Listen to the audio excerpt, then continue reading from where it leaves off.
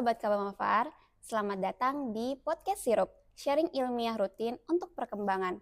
Pada podcast kali ini, kita akan membahas terkait isu-isu kefarmasian yang tengah hangat diperbincangkan. Pada podcast kali ini, kami mengambil tema bedah tuntas apotek Desa Merah Putih. Nah, sudah bersama kami narasumber yang telah datang jauh-jauh dari Pulau Jawa nih teman-teman, yaitu Staf Sekjen Kajian Strategi ISMA Farsi Nasional periode 2024-2026, yaitu Muhammad Zidan Syukrani. Halo, selamat siang Mas Zidan. Halo, selamat siang nih. Udah sampai di Makassar nih. Wah, semangat banget nih ke Makassar aku. Terima kasih Mas Zidan untuk kedatangannya bersama kami di sini. Ngomong-ngomong, Mas Zidan apa kabar? Alhamdulillah baik, tapi sorry nanti ya kalau di mic masuk suara gitu atau batuk gitu, sorry nih. Lagi itu soalnya pilek sama batuk dikit lah. Tapi Iya, aman. mungkin itu Alhamdulillah. adaptasi untuk Iya, bisa jadi ya. Iya. Bisa jadi. Jadi langsung saja ya Mas, kan kita akan membahas tentang apotek Desa Merah Putih nih. Bagaimana pendapat Mas Zidan terkait dengan peraturan ini? Oke, peraturan mengenai apotek Desa Merah Putih ya? Iya. Oke, jadi kita membahas mengenai peraturan yang mendasari gitu ya. Oke, jadi apotek Desa Merah Putih itu ada di salah satu Inpres dulu. Jadi Inpres nomor 9 tahun 2025 tentang percepatan pembangunan koperasi Desa Merah Putih itu. Dan dalam instruksi presiden itu ada instruksi kepada 9 menteri gitu kalau nggak salah ya. Nanti bisa teman-teman cross check lagi aja. Dan salah satunya itu diberikan kepada Menteri Kesehatan. Dalam Menteri Kesehatan itu diberikan tugas bahwasanya ada percepatan pendirian koperasi desa yang di dalamnya itu ada apotek Desa Merah Putih dan klinik Desa Merah Putih seperti itu. Dan itu diintegrasikan dengan Fasyankes yang sudah ada kayak Pustu, Puskesmas Pembantu, ada Puskesmas dan seterusnya lah kayak gitu. Intinya untuk first gate. Jadi pelayanan kesehatan primer. Jadi itu yang mendasarnya Inpres nomor 9 tahun 2025 kayak gitu. Oh. Terus ini Mas, kan seperti yang kita tahu ya, ini apotek Desa Merah Putih sudah teman-teman juga sudah pada tahu ya terkait apotek Desa Merah Putih ini. Untuk dampak positif atau dampak negatif yang mungkin bisa mempengaruhi apoteker atau bahkan masyarakat sendiri itu apa kira-kira Mas? Oke, jadi emang lagi sempat panas ya kemarin ya, Iya. sempat panas banget gitu bahwasanya apotek tanpa apoteker gitu ya. Oke, jadi sebenarnya itu sedikit cerita gitu ya. Sebelum adanya juknisnya, petunjuk teknis, itu kan ada inpresnya gitu ya, Iya. Inpres tadi. Nah, ketika inpresnya itu ada dan ketika saya bersama teman-teman di ISMA Farsi mengkaji sebelum ada juknis, itu mengkaji adanya rakor dari Kemenkes kayak gitu mengenai inpres ini. Dalam file tersebut yang kami baca, yang kami kaji, memang itu mengkhawatirkan awalnya. Jadi hanya ada tenaga kefarmasian di sana tanpa ada petunjuk teknis yang jelas kayak gitu. Iya. Maka pada saat itu saya dan rekan-rekan ISMA Farsi khawatir tuh bahwasanya ini gimana nih kalau apotek tanpa apoteker gitu kan. Awalnya seperti itu. Tapi seiring berjalannya waktu, kemudian juknis atau petunjuk teknisnya udah terbit dari Kemenkes kayak gitu ya. Ternyata sebenarnya memang yang dikhawatirkan sebelumnya itu enggak yang sebegitunya. Tapi memang masih ada hal yang perlu kita kawal lah gitu. Tapi memang kita enggak menolak program ini. Karena ini programnya benar-benar bermanfaat untuk masyarakat tentunya. Dan untuk apoteker sendiri itu menjadi indikasi teman-teman bahwasanya pemerintah sudah mulai melirik apoteker nih. Pemerintah sudah melihat bahwasanya tugas tupoksi apoteker itu sangat-sangat krusial bagi negeri dan negara ini kayak gitu. Dan bagi masyarakat pun tentunya gini, misalkan nih kita memposisikan diri ya teman-teman ke masyarakat yang ada di daerah 3T kayak gitu, yang bahkan belum mempunyai puskesmas pembantu sebagai fasilitas pelayanan kesehatan primernya mereka, sebagai first gate mereka untuk mengkonsultasikan penyakit mereka kayak gitu. Mereka kalau mau mengonsultasikan penyakit tuh harus jauh dulu gitu ke kota atau kabupaten kayak gitu ya.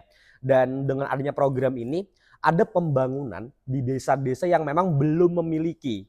Jadi ada, kalau saya membagi kategori itu ada 3. Yang belum punya itu dibangun, kemudian yang sudah punya tapi jelek direnovasi, dan yang sudah ada dimaksimalkan dan dioptimalkan kayak gitu. Nah, jadi kan sebenarnya ini bermanfaat banget untuk masyarakat dan bahkan juga untuk apoteker. Tapi kalau yang berpotensi untuk nantinya menjadi sesuatu hal yang mengancam program inilah, program yang mulia ini jadi tercap jelek gitu ya, takutnya itu seperti itu. Itu kayak misal teman-teman sempat lihat lah bahwasanya ada apotek plasma gitu ya dan Iya. apotek inti. Apotek plasma, apotek inti dan itu menjadi kekhawatiran teman-teman juga kayak gitu. Apoteker memegang 5 apotek plasma Iya. dan bagaimana pengawasannya, bagaimana integrasi antara masuk dan keluarnya obat, bagaimana kesejahteraan apotekernya kayak gitu. Mungkin dampak yang negatif yang mungkin ya, yang mungkin dapat menimbulkan faktor negatifnya itu di sana sih. Kayak bagaimana sih nanti sistem pengawasannya, berapa bulan sekali atau berapa minggu sekali apoteker berkunjung ke apotek plasma tadi itu, Iya. dan bagaimana masuk keluarnya, dan kemudian yang paling penting jangan sampai teman-teman lupakan ya, jangan hanya kita mengawal sistem, tapi kita lihat tuh bagaimana humanity-nya, Mmm. bagaimana kesejahteraan apoteker misalkan ditempatkan di daerah 3T itu, bagaimana kehidupannya dia, bagaimana rumahnya, bagaimana infrastruktur dan seterusnya. Itu juga perlu kita kawal kayak gitu. Jadi itu dulu deh, nanti kepanjangan coba nanti pertanyaan next lagi. Oh ya, baik Mas. Jadi, tadi kan sempat disinggung ya Mas terkait, bagaimana mutu pelayanan dari Mhm. apotek, Merah Putih ini. Menurut Masnya bagaimana tentang, apotek Desa Merah Putih ini bisa benar-benar menjamin mutu pelayanan? Kalau semisalnya kan apoteker tadi hanya ada di apotek inti ya, Mhm. sedangkan di apotek plasmanya itu dijaga oleh TVF. Oke, bagaimana mutu pelayanannya gitu ya? Iya. Oke, jadi teman-teman yang harus diketahui dulu ya buat rekan-rekan mahasiswa farmasi khususnya nih, buat mahasiswa farmasi kayak gitu. Karena memang mostly yang aku lihat ya masih banyak banget mahasiswa yang hanya membaca covernya gitu ya, yang hanya membaca dari website dan tidak membaca komprehensif seperti apa sistemnya, seperti apa juknisnya, dan memang apotek desa dan apotek inti itu bedanya apa aja kayak gitu. Sebenarnya simpelnya nih ya, simpelnya jadi apotek inti itu adalah apotek. Tapi apotek plasma itu adalah toko obat kayak gitu. Nah, jadi memang secara regulasi juga dibenarkan kalau toko obat itu boleh di-handle, di-manage oleh tenaga vokasi farmasi. Dengan pengawasan apoteker juga kayak gitu. Jadi secara regulasi udah benar dan juga untuk obat yang dapat diserahkan kepada pasien, dapat dijual kayak gitu. Kalau di apotek inti atau apotek yang apotik gitu ya, itu bisa menyerahkan obat keras seperti psikotropika, narkotika, atau antibiotik dan seterusnya kayak gitu. Tentunya obat bebas terbatas juga bisa. Nah, di apotek plasma itu hanya bisa menyerahkan obat bebas dan obat bebas terbatas. Obat keras nggak bisa karena yang bisa menangani obat dengan resep hanya apoteker, bukan tenaga vokasi farmasi kayak gitu. Nah, mungkin ya untuk menjaga mutunya, untuk dapat program ini walaupun nantinya apotek plasma yang lebih banyak secara kuantiti gitu. Bagaimana sih supaya supaya merata nih kualitasnya yang diberikan kepada pasien, kepada masyarakat tuh berkualitas, bukan hanya obatnya, melainkan juga pelayanannya kayak gitu. Itu bisa sih melewati program pemerintah. Misalkan nih dari Dinkes setempat kayak gitu bekerja sama mungkin dengan organisasi kesehatan seperti itu. Itu membuat pelatihan khusus yang nantinya ketika ada penempatan tenaga vokasi farmasi ke apotek plasma tersebut kayak gitu, misalkan ke daerah 3C tadi atau daerah yang tertinggal juga kayak gitu. Itu ada pelatihan nantinya. Karena kan yang kita tahu integrasi kurikulum ya. Kalau kita memang di sarjana farmasi khususnya dan apoteker kayak gitu di pendidikan PSPA nanti kita dibekali tuh bagaimana konseling, bagaimana PIO gitu ya, pelatihan informasi obat, bagaimana cara mendispensikan obat dengan baik, kita dibekali dengan teoritis dan juga sedikit praktiknya. Kalau tenaga vokasi farmasi, mereka itu sedikit teoritisnya, tapi mostly ke praktiknya. Iya. Sehingga memang untuk dapat memberikan pelayanan yang berkualitas, mereka perlu adanya pelatihan tambahan seharusnya. Untuk nantinya mereka lebih paham lah, bukan nggak paham ya, tapi udah paham, mungkin harus lebih paham lagi. Sehingga diperlukan pelatihan tadi tuh, yang tadi pemerintah daerah lewat Dinkes bekerja sama dengan PC atau PDIAI misalnya, bagaimana cara menyerahkan obat, mendispensikan obat dan seterusnya, sehingga nantinya mutu pelayanan dapat lebih baik kayak Iya. gitu. Dan tentunya pengawasan sih yang tadi diintegrasikan tuh, apoteker tuh kira-kira berapa kali sih seharusnya pelaporannya seperti apa gitu, pengeluaran, pemasukan obat dan seterusnya. Sehingga kita bisa meminimalkan kesalahan lah atau kecurangan dari oknum-oknum yang mungkin bisa memanfaatkan program yang mulia dan baik ini menjadi wadah buat mereka hanya untuk mendapatkan keuntungan kayak gitu. Maka harus diperketat tuh pengawasannya. BPOM khususnya juga harus berandil banyak di sini gitu. Oke, tadi kan juga sempat disinggung ya Mas terkait, konseling, Mhm. kalau semisal ada apotek Desa Merah Putih ini mungkin bisa lebih mempermudah untuk masyarakat mendapatkan konseling terkait penyakitnya. Mhm. Nah, kan seperti yang kita tahu Mas, biasanya di apotek itu kan yang memberikan konseling kepada, pasien itu apotekernya ya? Mhm, betul. Bagaimana kalau semisalnya Mas terkait, ini apotik plasmanya nih, Mhm. terus ada pasien yang ingin konseling, bagaimana itu kira-kira Mas? Sedangkan kan apotik di apotiknya itu tidak ada apotekernya ya, jadi Oke. Oke, jadi gini nih, mungkin diperjelas lagi ya. Di apotek plasma itu kan memang, bahasanya apotik gitu ya, tapi sebenarnya toko obat memang, suatu hal yang menjadi pro cons juga buat orang-orang yang membaca itulah, kenapa nggak toko obat aja namanya gitu, iya, kenapa malah apotik dan seterusnya gitu, nanti kita bahas tuh di belakang. Tapi kalau masalah ininya, sebenarnya tenaga vokasi farmasi bisa memberikan konseling secara terbatas gitu, dan juga apa yang mereka serahkan obatnya juga terbatas, jadi obat bebas sama obat bebas terbatas kayak gitu ya. Jadi, tetap bisa sebenarnya teman-teman dari tenaga vokasi farmasi untuk memberikan konseling, tapi memang secara terbatas, misalkan memang itu udah di luar kemampuan mereka, ibaratnya ada cycle bundar lingkaran gitu ya, itu udah yang dikonsultasikan sama pasien itu udah melebihi itu tuh limit gitu, itu jangan ditangani, suruh mereka untuk dapat, ke apotek inti kayak gitu, untuk oh, dapat konseling dari apoteker atau bahkan ke klinik Desa Merah Putih kayak gitu ya kalau memang udah ada, atau di pustunya gitu atau di puskesmasnya mungkin di sana ada orang yang berkompeten seperti dokter misalnya yang bisa memberikan diagnosa penyakit kayak gitu. Ada apoteker yang juga memang dapat menangani obat dengan resep yang diintegrasikan kayak gitu. Jadi memang harus ada integritas dari tenaga tenaga kesehatan dan tenaga medis kayak gitu. Jadi memang itu harus bener-bener ya kita kawal lah. Ya tadi kan ada oknum-oknum misalnya ya, misalkan terjadi hal yang tidak diinginkan. Jadi itu sih ada pelatihannya untuk meningkatkan kompetensinya, kemudian ada batasan yang dapat mereka lakukan. Ketika emang di luar batas maka silahkan disuruh rujuk ke lebih tingginya entah apoteker atau dokter kayak oh. gitu. Oh ya. Terus, tadi kan terkait pengawasan ya, Mas. Mhm, Kan, kita juga tidak tahu ya bagaimana pengawasan yang sebenarnya nanti akan dilakukan mhm. untuk, program, apotik Desa Merah Putih ini. Kalau semisal nih, Mas, terjadi kesalahan dari pemberian obat di apotik Desa Merah Putih, siapa kira-kira yang harus bertanggung jawab untuk itu, Mas? Apakah tenaga vokasi Mhm. farmasinya ataukah apotekernya ataukah malah disalahkan ke pemilik apoteknya? Oke, oke Trilite, menarik nih pertanyaannya nih. Jadi gini, kalau masalah siapa yang akan disalahkan ketika ada ini ya, kesalahan terapi obat gitu ya, sebenarnya gini sih, kita bukan salah-salahan ya, lebih ke siapa yang bertanggung jawab gitu ya. Iya, Penanggung jawab terbesar dari apotek itu adalah APJ-nya. Jadi apoteker penanggung jawabnya, kayak gitu. Jadi sama halnya kayak ada struktural nih, APJ itu sebagai atasannya mereka dan di bawah itu ada ya pembantu apoteker bahasanya. Jadi tenaga vokasi farmasi itu biasanya adalah pembantu apoteker, mereka yang membantu jalannya apotek tadi. Mungkin lewat di sini dalam program ini lewat apotek plasma ya namanya. Nah, jadi kalau misal nih ada human error yang memang dilakukan oleh tenaga vokasi farmasi misalnya, itu orang yang bersangkutan tetap harus bertanggung jawab, tetap harus gitu, dijelaskan kenapa-kenapanya, seperti apanya gitu kan. Karena kompleks tuh kira-kira kesalahan terapi obat gara-gara apa. Jangan sampai nanti kesalahan terapi obat itu karena memang incompetence gitu ya iya. mereka atau kayak gimana, itu ada kok peraturannya, teman-teman bisa baca di Undang-Undang Nomor 17 Tahun 2023 tentang kesehatan atau di PP 2824 tentang, peraturan pelaksananya. Aku lupa pasal berapa tapi ada kok itu kayak punishment buat nakes atau namet tenaga medis yang memang melakukan human error yang seharusnya tidak dilakukan kayak gitu. Karena kalau incompetence memang seharusnya nggak melakukan praktik. Ya makanya ada penjaminan kan, kayak Iya. ada STR, ada SIP-nya kayak gitu. Itu kan untuk menjamin kompetensi dari tenaga kesehatan tuh. Tapi kalau emang human error yang bertanggung jawab siapa? Tentunya yang bertanggung jawab adalah orang yang bersangkutan. Tapi untuk APJ tetap juga akan menjadi ya orang yang ditanyakan juga lah kenapa jadi seperti ini, karena dia penanggung jawabnya, apotekernya kayak gitu, yang di atasnya tetap harus menanggung jawab itu, kayak gitu. Oh, iya.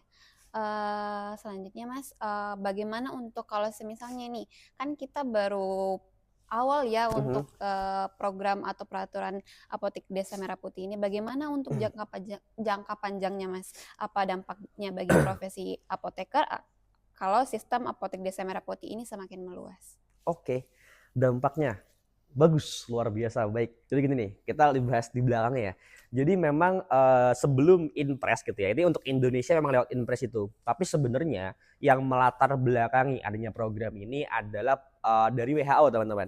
Kalau teman-teman baca mengenai UHC namanya ya, UHC itu Universal Health Coverage gitu. Jadi kayak menjamin kesehatan lah semesta keseluruhan. Jadi mengcover semua apa ya, kayak penyakit lah, intinya menjamin akses kesehatan masyarakat di seluruh dunia yang bekerja sama dengan negara-negara, salah satunya Indonesia tuh. Nah, Indonesia lewat program ini dan juga dari WHO itu untuk dapat mewujudkan UHC ini melewati PHC namanya, Primary Health Care. Jadi pelayanan kesehatan primer gitu. Jadi salah satunya adalah apotek dan klinik. Nah, lewat program dari Inpres nomor 9 tahun 2025 ini gitu, melalui yang nomor berapa itu, nomor 9 kalau nggak salah, itu pembangunan apotek dan klinik desa gitu ya, itu bisa menjamin kesehatan tadi yang kita bahas di awal, akses kesehatan terjamin.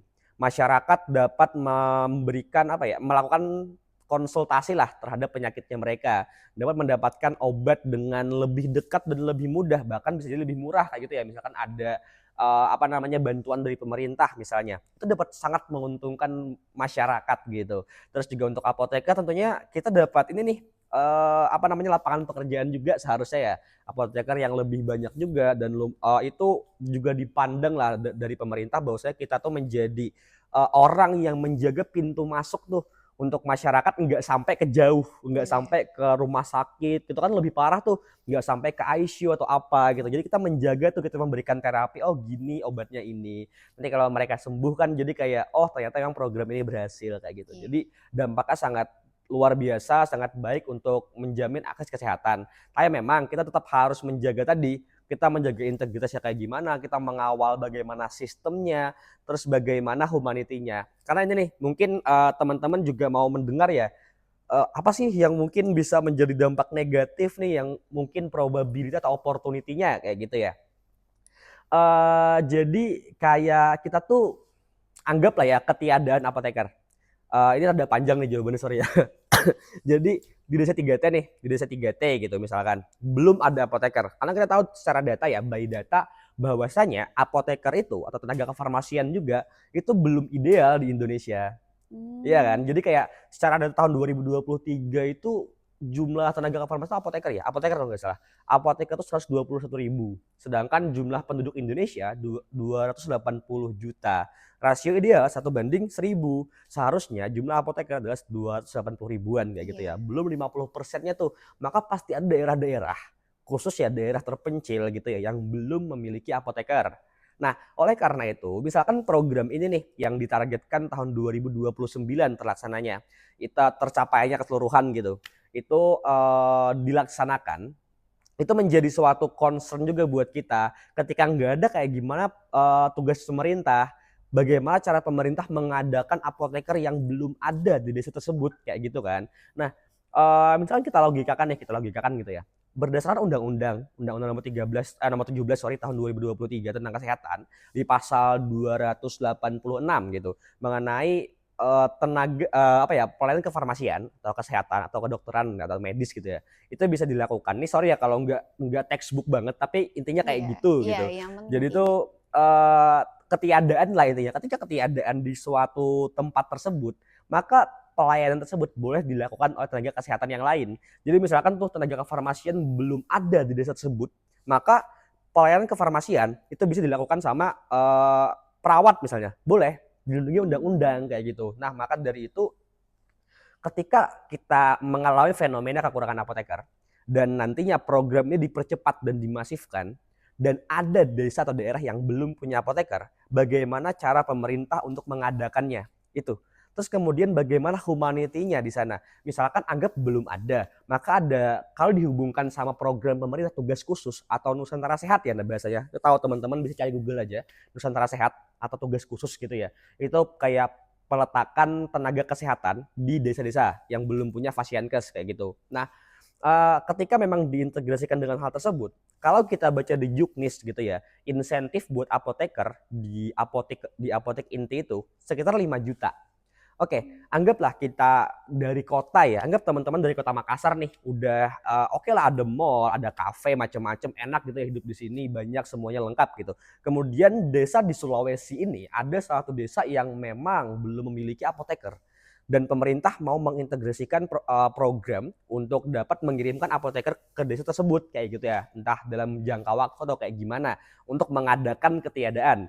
Dan kemudian apakah dengan gaji 5 juta itu cukup? Misalnya, humanity nih, apakah kita mau sebagai apoteker? Kita apoteker di kota, bahkan kita berpotensi untuk mendapatkan gaji yang lebih besar hidup di kota gitu.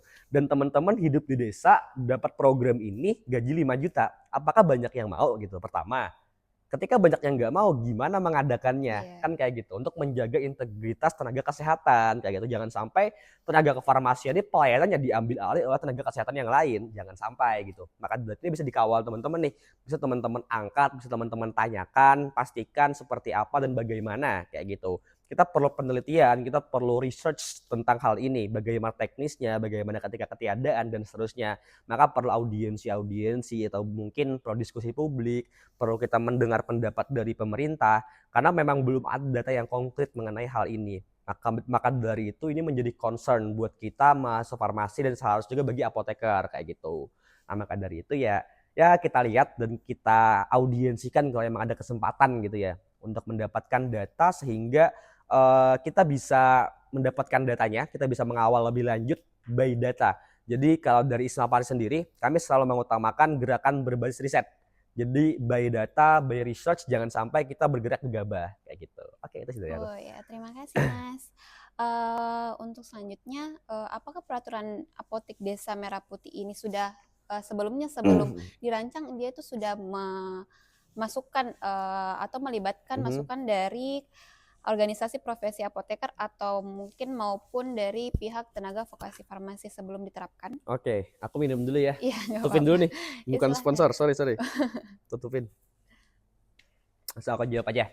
Jadi gini, kemarin aku sempat berdiskusi dengan IWPG ya. Dengan IWPG itu organisasi di bawah IAI juga, Indonesian Young Pharmacist gitu Group kalau nggak salah. Nah, itu sebenarnya dari kakak-kakak di IWPG gitu ya. Mereka sempat memberikan gambaran lah apa yang sudah dilakukan sama IAI juga gitu sama IWPG. Jadi ketika perancangan konsep mengenai apotek desa dari informasi yang aku dapatkan, mereka udah dari awal mengawal ini, emang underground di bawah gitu. Kita nggak tahu tuh di atasnya kayak gimana. Nah, maka dari itu memang apakah sudah ada organisasi profesi melakukan pergerakan atau pengawalan atau dilibatkan gitu ya? Ada, memang ada kayak gitu. Lewat IAI, Pak Nov kayak gitu. Nah, memang aku belum sempat sih ngobrol sama Pak Nov. Mungkin next time ya aku coba buat approach buat ke Pak Nov buat menanyakan dan seperti apa langkah dari IAI gitu ya untuk menanggapi program ini yang menjadi simpang siur dan pro cons bagi mahasiswa bahkan bagi apoteker juga. Kemudian eh sebenarnya kayak tadi ISPA Parsi juga tahu organisasi profesi aja pertanyaannya, sorry. Organisasi profesi sama Profesi. tenaga vokasi Tenaga farmasi. vokasi farmasi. Nah, kalau tenaga vokasi farmasi aku kurang tahu ya, aku belum baca sih, aku lebih ke apoteker dan S1-nya. Jadi memang sebenarnya ini udah dipersiapkan kalau udah diteliti gitu. Dan dari IYPG pun ditugaskan sama Pak Nov untuk research, untuk meneliti. Dan mereka juga berfokus ke humanity-nya. Bagaimana ketika program ini sudah berjalan, kan emang udah ada di beberapa desa gitu ya, udah ada didirikan apotek desa ini. Bagaimana nih implikasinya? Apakah sesuai dengan apa yang di Juknis? Apakah memang itu menyejahterakan apoteker dan seperti apa? Bagaimana kehidupan apoteker di sana? Bagaimana infrastrukturnya? Bagaimana penghasilan apoteker di sana kayak gitu. Jadi udah ada research, tapi emang belum ada update lagi dari teman-teman gitu. Mungkin nanti juga next time aku bakal approach lagi untuk berdiskusi dengan rekan-rekan stakeholder kayak gitu.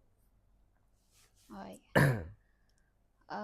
Selanjutnya kan sebelumnya pasti ada rancangan undang-undang ya Mas terkait apotek Desa Merah Putih ini dikeluarkan. Nah kalau memang ada, kenapa apotek Desa Merah Putih ini itu tidak dibahas pada saat masih dalam bentuk rancangan undang-undang? Kenapa baru dibahas sekarang pada saat sudah disahkan? Oke, jadi aku izin membahas juga nih mengenai mungkin rada sedikit panjang ya. Iya. Jadi di dalam hierarki peraturan perundang-undangan Indonesia itu ada 7 tingkatan teman-teman, ada 7 tingkatan yang memang biasanya Kalau membahas mengenai program kayak Apotek Desa ini, itu dibahasnya di bagian peraturan di bawah. Jadi di atas itu ada Undang-Undang Dasar paling atas 1945, kemudian TAP MPR nomor 2, nomor 3 undang-undang tuh. Hierarki nomor 3 itu ada undang-undang. Kemudian nomor 4 peraturan pemerintah pengganti undang-undang. Nomor 5 peraturan pemerintah. Yang keenam ada peraturan ada keenam ada tadi kan Perda, Perpu, PP, Perpres dulu 6, peraturan presiden, dan nomor 7 ada peraturan daerah. Nah, dalam biasanya peraturan di atas itu adalah peraturan yang lebih general, dan di bawah itu yang menspesifikan. Makanya kan Undang-Undang Kesehatan nomor 17 tahun 2023 tentang kesehatan itu punya peraturan pemerintah. PP kan nomor 5 tuh. PP peraturan pemerintah nomor 28 tahun 2024 itu merupakan tentangnya adalah tentang peraturan pelaksana Undang-Undang nomor 17 tahun 2023 tentang kesehatan. Kayak gitu. Nah, jadi semakin bawah kemudian dijelaskan lagi di Permenkes, misalnya di Permenkes kayak ada Juknis kan tuh di surat edaran Menkes kayak gitu. Nah, jadi memang secara umum dijelaskan bahwasanya di Undang-Undang Dasar nomor 1 tuh 1945 itu dijelaskan bahwasanya kesehatan adalah hak bagi masyarakat dan kewajiban bagi negara gitu yang harus menjamin. Jadi negara tuh berkewajiban menjamin kesehatan bagi warga dan masyarakatnya kayak gitu, dan itu merupakan hak bagi masyarakat mendapatkan akses kesehatan itu dari undang-undang general. Maka dispesifikan di peraturan kayak gitu, di undang-undang, kemudian di PP, kemudian di Permenkes. Jadi memang kalau bahasnya RUU enggak ada tuh RUU mengenai apotek desa ini, tapi memang ada yang melegalkan, dan emang tadi kan untuk memeratakan akses gitu, maka ada tuh yang melegalkan dari peraturan tingkat 1, kemudian tingkat 3 juga. Jadi juga ini nih tentang yang menjadi concern juga deh, yang menjadi concern ya. Jadi di Undang-Undang nomor 17 tahun 2023 tuh, waktu RUU Undang-Undang Kesehatan, dulu RUU Omnibus Law Kesehatan gitu namanya dulu, di tahun 2000, panas tahun 2023 kemarin tuh. 2022 akhir sampai 2023 gitu kan, disahkan di bulan Juli undang-undangnya. Itu kan Isma Farsi di periode kemarin, periode 2022-2024, itu sempat ada concern. Jadi sedikit cerita ya, flashback dulu. Jadi bahwasanya Isma Farsi itu dulu ketika Undang-Undang Kesehatan masih menjadi RUU Omnibus Law Kesehatan, itu ada concern dari teman-teman Isma Farsi. Bahwasanya yang tadi pasal 286 tuh, pasal 286 yang memang tenaga pelayanan kefarmasian, ini kita spesifikkan ke pelayanan kefarmasian deh. Jadi itu bisa dilakukan oleh tenaga kesehatan yang lain. Itu menjadi concern buat teman-teman. Ketika melihat di pasal 2A itu masih oke, kayak ketiadaan lah bahasanya, ketiadaan. Tapi di pasal 2B gitu, di ayat 2B, itu menjadi concern. Kenapa menjadi concern? Karena kebutuhan program pemerintah. Nah, itu yang pada akhirnya dulu menjadi concern bagi rekan-rekan Isma Farsi. Apa jangan-jangan di kemudian hari nanti bakal ada program pemerintah yang menormalisasikan bahwasanya ketika ketiadaan tenaga kesehatan yang berkaitan gitu, yang profesional di bidang tersebut kayak kefarmasian oleh apoteker, maka pelayanan kefarmasian tersebut bisa dilakukan oleh tenaga kesehatan yang lain kayak gitu. Nah, itu yang menjadi concern buat teman-teman sekarang. Makanya kan aku bilang tadi, itu yang perlu kita kawal dan perlu kita ketahui tuh kayak gimana ketika ketiadaan apoteker di suatu daerah, bagaimana pemerintah mengadakannya, dan jangan sampai itu mencoreng dan mengambil alih yang seharusnya memang dilakukan oleh apoteker kayak gitu. Baik, terima kasih banyak Mas untuk informasi dan sedikit ilmu ya yang kita dapat dari Mas Zidan. Jadi bisa disimpulkan ya Mas, kalau sebenarnya program ini tuh dia tuh berdampak positif. Yap, betul. Iya, berdampak positif untuk baik untuk masyarakat maupun kita dari apoteker dan juga tenaga vokasi farmasi. Baik, terima kasih untuk Mas Zidan atas kedatangannya dan untuk menghadiri podcast Sirup kali ini. Dan juga terima kasih untuk teman-teman Sobat Kabamafar untuk perhatiannya. Wassalamualaikum warahmatullahi wabarakatuh. Waalaikumsalam warahmatullahi wabarakatuh.